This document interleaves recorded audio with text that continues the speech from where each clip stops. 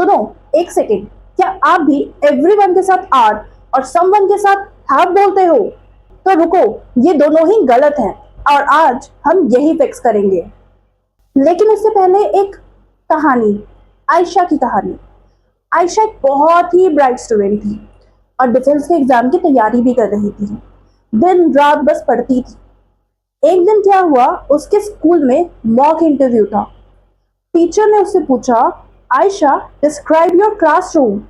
आयशा ने बहुत ही कॉन्फिडेंटली बोला, ma'am everyone are present today, everyone are very sincere, nobody are absent today. और बस इतना ही सुनते टीचर ने पेन नीचे रखा और आयशा को बोली, आपका कंटेंट तो अच्छा था बट ग्रामर नहीं। बहुत रोई और सोचने लगी कि इतना पढ़ा और गलती कैसे हो गई। फिर उसके कुछ फ्रेंड्स ने उसे समझाया कि तुम्हारी गलती कोई बड़ी चीज की नहीं थी। कुछ ऐसे स्पेशल वर्ड्स होते हैं जिनके बारे में उसे कभी किसी ने बताया ही नहीं, और आज हम उन्हीं वर्ड्स के बारे में पढ़ेंगे। ये कुछ ऐसे वर्ड्स हैं जिनमें ज्यादातर लोग अक्सर कंफ्यूज हो जाते हैं कि अपने साथ वर्ब सिंगुलर लेंगे या प्लूरल लेंगे। सबसे पहला word everyone.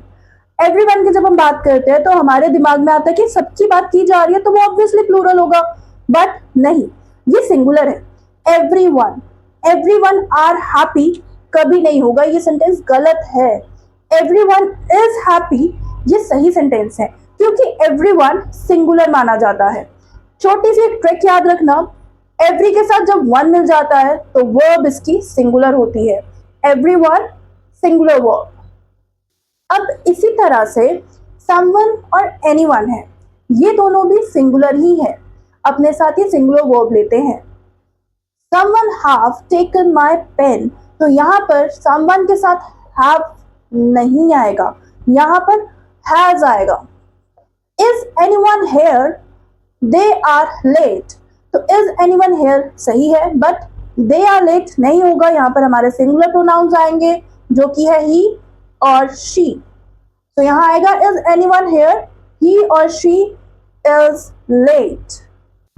Next nobody and no one, ये दोनों सेम है, ये भी अपने साथ सिंगुलर ही लेते हैं वर्ब।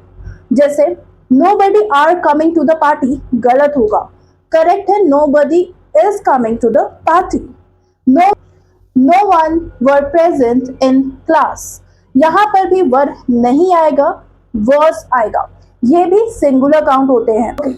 अब लास्ट ईच एंड एवरी, ये दोनों भी सिंगुलर ही होते हैं और अपने साथ सिंगुलर वर्ब ही लेते हैं। Each student are working hard, तो ये सेंटेंस गलत है, यहाँ पर इज आएगा। Each student is working hard, ये अपने साथ सिंगुलर वर्ब लेते हैं, इनका मतलब होता है एक एक करके, ठीक है। ईच और एवरी दोनों का मतलब होता है एक एक करके, तो इसीलिए अपने साथ सिंगुलर वर्ब लेते हैं। एवरी चाइल्ड नीड लव, तो यहाँ पर आएगा एवरी चाइल्ड नीड्स लव। बस इतना याद रखना कि ये सारे वर्ड्स सिंगुलर वर्ब लेते हैं अपने साथ। और अब चलते हैं आयशा की स्टोरी पर और उसे कंप्लीट करते हैं। आयशा ने ये रूल सीखे, उसने प्रैक्टिस की, उसने इन्हें बोला, लिखा, सेंटेंसेस बनाए, इन्हें रिपीट किया, इन सारे वर्ड्स को उसने याद कर लिया, अच्छे से सीख लिया, इसकी प्रैक्टिस करी। और एक महीने बाद फिर से उसका मॉक टेस्ट हुआ। मॉक टेस्ट में टीचर ने फिर से उससे वही क्वेश्चन पूछा, आयशा डिस्क्राइब योर क्लासरूम। और आयशा ने पूरे कॉन्फिडेंस के साथ मैम को आंसर किया, ma'am everyone is present today, every student is sincere, no one is absent today. और ये सुनकर टीचर बोला, आयशा वेल डन। और ये सुनकर आयशा की आंखों में चमक आ गई।